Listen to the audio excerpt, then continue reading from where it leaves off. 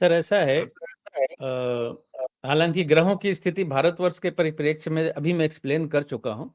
नेपाल में जो हो रहा है, अब विश्व के परिप्रेक्ष्य में जो भी हो रहा है, ये सारा अतिचारी ग्रहों का फल है, यानी अतिचारी बृहस्पति का फल है, शनि का मीन राशि में बैठे होने का फल है, क्योंकि श मीन राशि जो है, बृहस्पति की राशि है, तो शनि की वजह से बृहस्पति की एक राशि भी पाप ग्रह के प्रभाव में है, बृहस्पति ऑलरेडी अतिचारी है।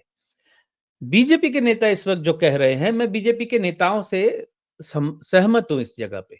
बीजेपी के भारतीय जनता पार्टी के जो लीडर ये बातें कर रहे हैं, भारतवर्ष में ऐसा नहीं हो सकता। तो मैं बीजेपी के नेताओं से सहमत हूँ और मैं समझता हूँ इस बात के लिए बीजेपी के नेताओं को महात्मा गांधी जी को धन्यवाद देना चाहिए। क्योंकि महात्मा गांधी जी ने जो अहिंसा का पथ भारतवर्ष को दिखाया है और महात्मा गांधी जी के विचारों से लोग हमारे देश के इतने ज़्यादा प्रभावित हैं कि जिस वजह से एक्सट्रीम लेवल तक हमारे देश के लोग नहीं जाते। एक तो आप समझिए इसको अच्छा या बुरा कुछ भी समझ लीजिए, एक धार्मिक भावपन ज़्यादा है हमारे यहाँ। लोग स्वर्ग, नर्क, पाप, पुण्य की सोच और चिंता ज़्यादा करते हैं, जो कि अच्छी बात है, जिसकी वजह से अपराधों पे कुछ हद तक तो अंकुश लगता है। लोगों के मन में एक अंदर कॉशस में भी कहीं ये बात हमारे भारतवर्ष में रहती है कि नहीं ये काम नहीं करना, ये गलत काम है, ये पाप कर्म है। और दूसरी बात है भाजपा नेताओं को गांधी जी का धन्यवाद करना चाहिए। कि गांधी दर्शन इस देश पे इतना ज़्यादा हावी है, जिस वजह से आज तक वैसी स्थिति भारतवर्ष में हुई नहीं है। 47 के बाद की बात कर रहा हूँ, पहले तो मुझे मालूम नहीं। हुई नहीं है और आने वाले वर्षों में भी वर्स्ट पोजीशन भारतवर्ष में उस प्रकार से होती नहीं दिखती। लेकिन हाँ, मेरा ज्योतिषी फलादेश है, वो तो बिल्कुल अटल सत्य है, जो होने जा रहा है उसको समझ लें दर्शक। फूड क्राइसिस आ सकती है, आने वाली है। पंजाब में जो इस वक़्त बाढ़ आई है, उसके पीछे बड़ी कहानियाँ हैं, उसपे मैं नहीं जाना चाहता। कृषि हमारे भारतवर्ष में ध्वंस हो रही है और ये आने वाले समय के लिए बिल्कुल दीवार पे लेखन की तरह दिख रहा है कि ज्योतिषीय कंडीशन जो बता रही है कि सिविल वार के साथ ही आपको फूड क्राइसिस का भी योग दिख रहा है। तो भारतवर्ष में फूड क्राइसिस आने के योग दिखते हैं। तो फूड क्राइसिस होगी तो ज़ाहिर है कि कुछ राज्यों में तो स्थिति कंट्रोल से बाहर जाएगी और ये भी सत्य है कि फूड क्राइसिस भारतवर्ष में हो चुकी है। अकाल पड़ चुका है भारतवर्ष में पहले। हाँ। तो आपको लगता है कि नेपाल की जो परिस्थितियां पैदा हुई, जेनजी तो सेम ही है। अब ये टेक्नोलॉजी सब जगह यूज हो रही है, जो 1997 और 2012 के बीच में पैदा हुए। तो वो सारी कंडीशन जो नेपाल में थी, इंडिया में भी तो है। बेरोजगारी है, तानाशाही है, भ्रष्टाचार है, सब कुछ तो है वहां पर। लेकिन उसके हाँ, बावजूद भी शायद वो ट्रिगर पॉइंट अभी तक नहीं दिखाई दे रहा, जो जैसे उनका सोशल मीडिया बैन हो गया था। तो एक बहुत फेमस कोई विश्लेषक है, मेरे को नाम याद नहीं आ रहा, कल उनका कमेंट आया था। कहता है 5 साल की सत्ता 5 मिनट में सुहा हो सकती है। कोई ये ना समझे कि 5 साल के लिए कोई ऐसा ट्रिगर पॉइंट आ सकता है जो आपको भस्म करके चला जाएगा और आपको समझ नहीं आएगा मेरे साथ हुआ क्या, कल तक मैं कुछ और था, आज तो मैं कुछ भी नहीं हूं। ये जो ट्रिगर पॉइंट होता है ना, ये इसी की बात कर रहा हूँ कि क्या मंगल में वो ट्रिगर पॉइंट होगा जो आएगा और ऐसा लगता है कि सबको अपने साथ बहा कर ले जाए। नहीं ये जो अभी शनि वक्री चल रहा है तो आपकी आवाज, आपका साउंड नहीं आ रहा है।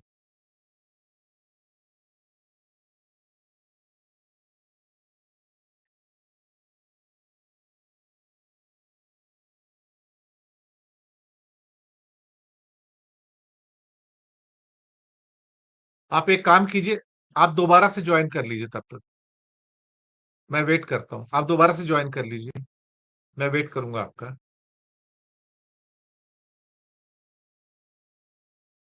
अ, तो दर्शक मित्रों, दरअसल कुछ इसमें विघ्न पड़ा है। खास तौर से सिद्धांत जी की जो बात कर रहे थे, विशेष रूप से नेपाल के बारे में बातचीत चल रही थी। मैंने उससे कहा कि दोबारा ज्वाइन कीजिए, तो मुझे लगता है कि और कुछ सेकंड्स के अंदर, 30-40 सेकंड में वो दोबारा से जुड़ जाएंगे। तो एक अच्छी बातचीत हो रही है, और जो सितारों की परिस्थितियां जिसके बारे में बात कर रहे हैं, हम तो खैर राजनीतिक रूप से आपसे डेली बातचीत करते रहते हैं कि नेपाल के अंदर जो परिस्थितियां हैं वो अ, भारत में भी बिल्कुल वैसी की वैसी हैं। तो हमारे इस रीजन के अंदर, चाहे वो जो बांग्लादेश में हुआ या श्रीलंका में हुआ, और कई बार कहा जाता था कि नहीं, हिंदू धर्म के लोग ऐसा नहीं करेंगे, लेकिन मैंने पाया कि जहां बुद्धिस्टा का ये पूरा का पूरा विद्रोह श्रीलंका में हमने देखा, हमने एक मुस्लिम छात्रों की क्रांति हमने बांग्लादेश में देखी, वहीं हिंदू छात्रों की, यंगस्टर्स की क्रांति हमने नेपाल में देखी। तो कोई भी चीज यहाँ पर, यंग तो यंग ही होता है, युवा तो युवा ही होता है।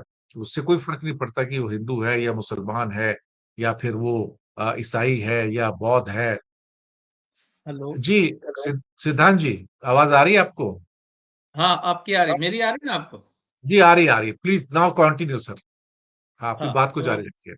मैं जो बात कह रहा था कि जो मुझे सालों से फॉलो करते हैं, बहुत दिनों से फॉलो करते हैं, वो लोग इस बात को जानते हैं कि मैं हमेशा ये बात कहता हूं कि शनि जब वक्री होता है, आंदोलन चलते हैं, आंदोलन शनि की वजह से होते हैं।